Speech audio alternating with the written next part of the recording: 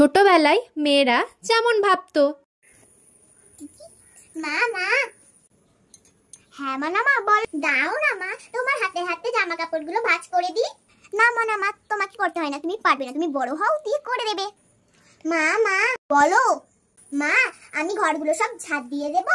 মনা মা দাও। মা মা আজ না আমি তোমার সঙ্গে রান্না করব। না মনা মা, তুমি পুতুল নিয়ে খেলো, এখন তোমাকে আগুনের সামনে আসতে হয় না, তুমি বড় হও, দিয়ে রান্না করবে।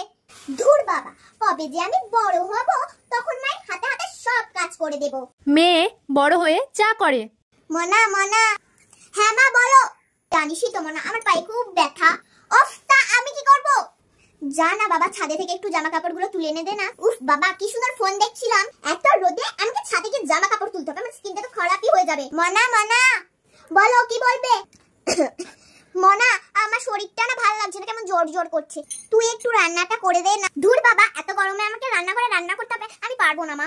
মা আমি না মোবাইলে খাবার অর্ডার করে দিচ্ছি, একদিন রান্না করতে বলছি, পারবি না? সারা জীবন তোর মুখের কাছে রানীর মতো খাবার নিয়ে এসে নামাবো নাকি? মা তুমি থামো, আমি যাচ্ছি। ছোট ছিলাম ভালো ছিলাম, বড় যেখানে হতে গেলাম, ধুর বাবা ভাল লাগে না।